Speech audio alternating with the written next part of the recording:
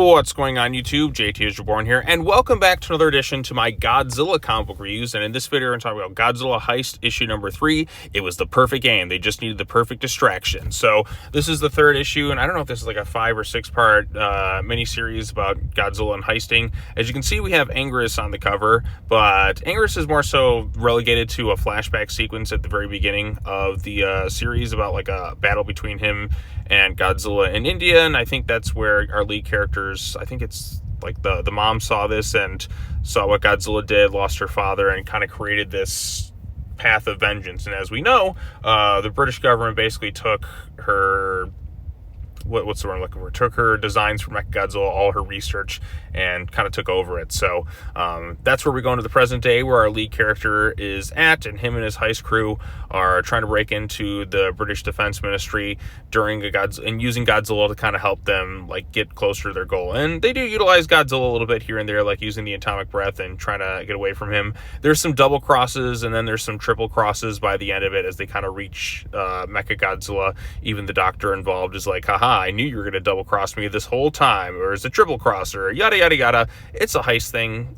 They set the stage for Mechagodzilla showing up, which Mechagodzilla is sporting the Kiryu focused design, which arguably is the best. I always go back and forth between this one and like the classic Showa era Mechagodzilla design is my two favorites. Like, I mean, it's about as perfect of an update as you can get. Like, I go like, maybe I like this one a little bit more, but I kind of like that menace of the classic one. It's hard for me to decide which design I prefer when it comes to Mechagodzilla. Like, it's I win either way. Like, I like them both pretty much the same. So, but it was nice to see a little bit of Godzilla versus Anguirus stuff. I feel like we haven't had that in an IDW comic in a little bit, because Anguirus and Godzilla was the first monster, like, you know, the first monster battle within the series was amongst those two.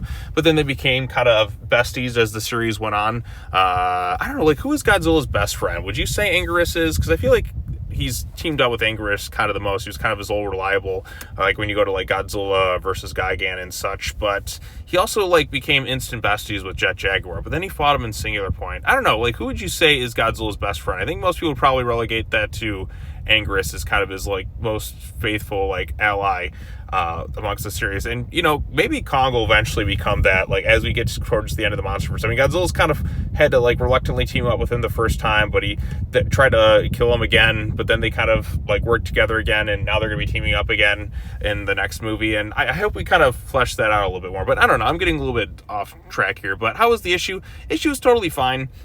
It's a heist thing, so there's a lot of different moving pieces, and there's always gonna be twists and turns and double crosses. When you've seen the heist thing, you kind of like seen it like over and over again. Like, you just kind of like they kind of go through like the same like beats. But the only interesting like angle with this thing to kind of make it like stand out is using Godzilla to help do so. And you can't always control Godzilla. Like, he's gonna go a little bit off the walls at specific times. But we did get a little bit more of the backstory of like why, you know, this one character's mom kind of like helped create Mechagodzilla, and, you know, was involved in that whole aspect in that too. So I guess that was kind of cool to see. But now Godzilla's, you know, Britain and all that stuff doing his thing, and Mechagodzilla seems to be on the, you know, cusp of being freed, and probably going to be utilized to fight against Godzilla within the pages of the next issue, which is always fun. I mean, I always like seeing Godzilla battle Mechagodzilla. It doesn't necessarily matter the versions. It's just like arguably my favorite Godzilla opponent is Mechagodzilla. So that's always cool to see. But anyways, what did you all think of this particular issue? Post your comments down below. Be sure to like this video, share it with friends, subscribe to the YouTube channel for more content, hit that bell for notifications. I got one more comic book which I kind of neglected from, I think, last week, which is a bit of an anthology series, so look forward to that, and I will see you all in the next video. Peace out.